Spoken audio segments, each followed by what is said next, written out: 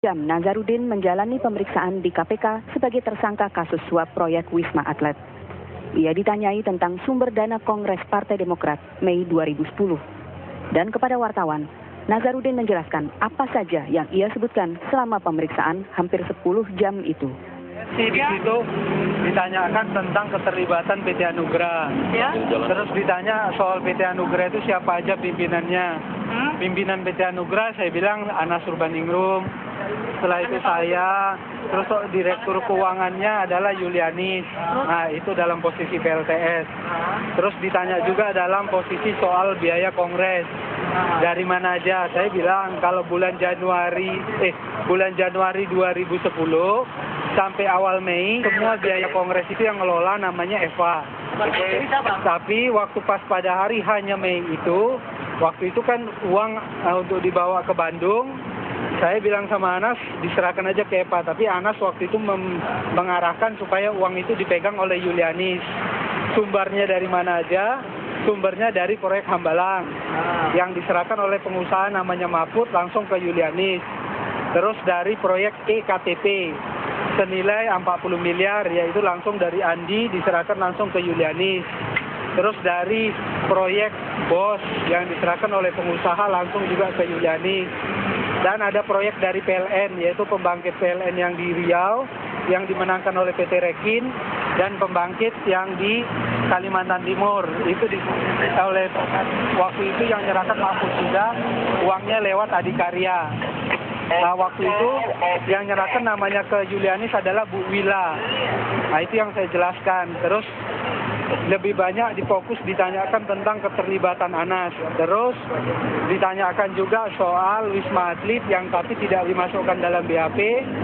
Penjelasan soal tentang Angelina yang waktu menjelaskan di depan ruangannya ketua fraksi. Yang waktu itu ada uang 9 miliar sampai ke Wayan Koster dan Angelina. Setelah itu dari Wayan Koster dan Angelina 8 miliar diserahkan ke Mirwan Amir. Uangnya dari Mirwan Amir diserahkan ke pimpinan Banggar yang lain dan diserahkan kepada Anas dan ketua fraksi Partai Demokrat 1 miliar. Dalam pemeriksaan Nazarudin Senin kemarin, KPK juga meminta keterangan tentang barang bukti Nazarudin saat buron, yaitu 1 compact disk dan flash disk. Nazar menyebut flash disk berisi dokumen aliran dana kepada Ketua Umum Partai Demokrat Anas Urbaningrum, Angelina Sondah, dan Iwayan Koster. Tim TV One mengabarkan. Ya, kita tadi sudah sama-sama lihat ada paket paling tidak kemarin pasca pemeriksaan yang mungkin Mas Febri bisa langsung menambahkan data kemana-mana saja paling tidak nih Mas Febri. Sudah pegang buku, sudah banyak pasti catatannya. Silakan Mas Febri. Satu hal apa yang dikatakan Nazarudin sebenarnya menarik ya. Ada aliran dana yang disebutkan di sana. Meskipun saya kira kita tidak bisa sepenuhnya kemudian hanya meletakkan omongan Nazarudin sebagai satu-satunya bukti. Karena ada beberapa fakta persidangan yang menarik di pengadilan tipikor untuk dengan terdakwa Rosa El Idris waktu itu yang menarik ketika Yulianis menjelaskan dan beberapa orang menjelaskan bahwa memang ada permintaan dana di sana dari DPR misalnya, sejumlah nama disebutkan. Dan dana tersebut diambil dari sebuah kas perusahaan. Yulianis bekerja sebagai pencatat di sana dan orang yang tahu persis permintaan dana dari siapa, dia harus minta persetujuan siapa. Nama Nazarudin disebut di sana, nama istri Nazarudin juga disebut di sana sebagai orang yang menentukan. Itu yang pertama.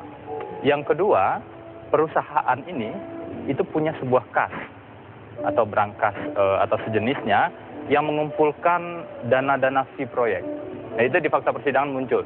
Jadi fee proyek karena kasusnya Wisma Atlet, ya kasus Wisma Atlet, dikumpulkanlah di sana. Dana ini dikelola bahkan sejak awal untuk juga membeli proyek dari DPR. Jadi dari hulu sampai hilir itu dijelaskan di sana. Tapi ini tentu juga belum cukup untuk jadi bukti. Ada juga temuan PPATK sebenarnya tentang laporan transaksi keuangan yang mencurigakan. Nah, dari sana kami berpikir sejak beberapa waktu yang lalu, tidak mungkin kasus Nazarudin ini bisa tuntas jika hanya menggunakan Undang-Undang Pemberantasan Tindak Pidana Korupsi. Undang-Undang 31 tahun 99 dan 20 tahun 2001. KPK perlu menggunakan kewenangannya yang sudah ada di Undang-Undang Pencucian Uang Undang-Undang Nomor 8 Tahun 2010, agar prinsip follow the suspect, follow the money itu bisa berjalan beriringan dan kita tahu siapa sebenarnya penikmat sesungguhnya dari korupsi yang diduga berlapis ini. Oke, saya mau beralih ke Mas Ihsan dulu ya. Mungkin mau kita lihat tadi disebutkan bahwa memang ada beberapa sumber seperti proyek Hambalang, kemudian IKTP, Danamos dan juga dari PLN Riau dan Kaltim yang mungkin tersiar kabar meskipun belum pasti ini mengarah ke partai-partai. Kalau Mas Ihsan mengamatinya? Jangan terperangkap pada kasus.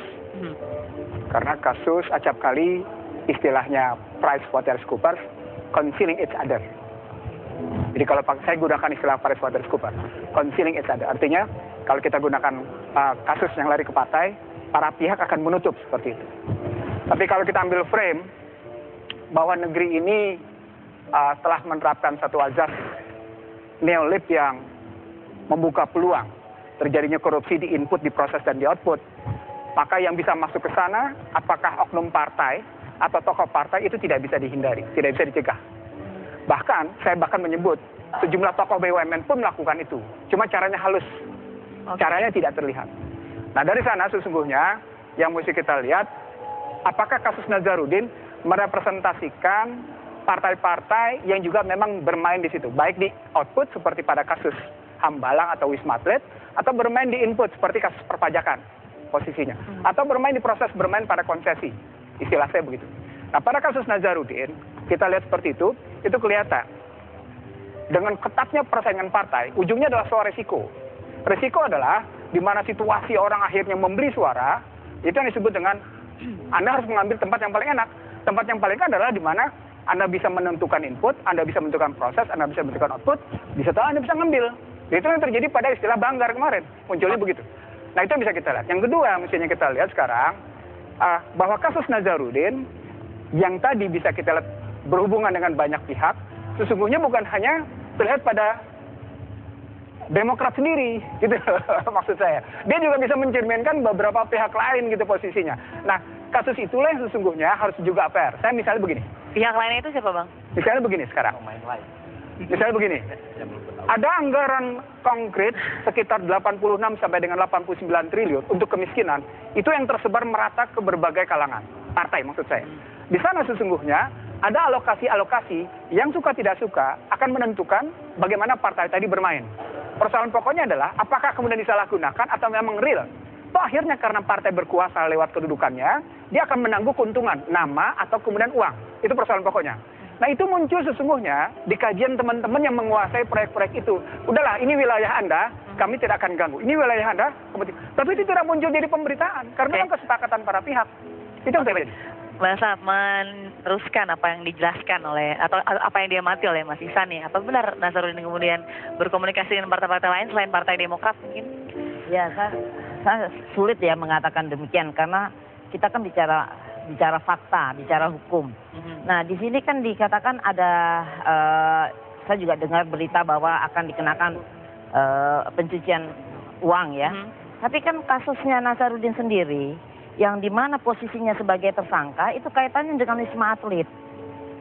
Dan itu juga pemeriksaan sebagai yang namanya BAP sesungguhnya baru satu kali. Kalau BAP misalnya baru datang di BAP, terus datang ditanya di BAP, dia belum tanggal 18 Agustus dia belum bersedia memberi keterangan, itu kan kita anggap bukan BAP lah. Yang BAP yang benar-benar yang saya dampingi beberapa minggu yang lalu, itu pertanyaannya hanya tentang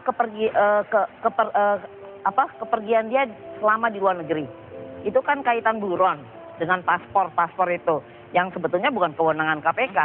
Kemudian juga masalah telepon, apakah suara saudara, dan itu juga tidak menggambarkan adanya suatu penyuapan atau segala rupa, karena kan kaitan dengan Wisma Atlet ini gratifikasi. Ya, terus kemudian setelah itu selesai pemeriksaan ditanyakan apakah ada yang akan ditambahkan. Loh, saya bilang kan banyak sekali karena kita belum ditanya sebetulnya klien saya ini terkenanya kaitannya yang mana, apakah korupsi atau gratifikasi atau pencucian uang, itu kan nggak ada pertanyaan ke sana. Sehingga kita yang memberi keterangan secara maunya lengkap. Tapi karena sudah malam, apalagi pemeriksaannya baru ya, baru sore-sore, sehingga nggak cukup. Sehingga saya kasih tambahan bahwa kami belum selesai memberi keterangan, mohon diperiksa lagi, dan sampai sekarang belum diperiksa. Baik, sebenarnya ingin sekali menanyakan apakah memang ada aliran-aliran ke partai lain, tapi ternyata pemeriksaannya hanya baru sampai di permukaan. Kita Bukan permukaan, malah Belum jauh, substansial ya? belum substansial, jauh sama dari sekali dari permukaan.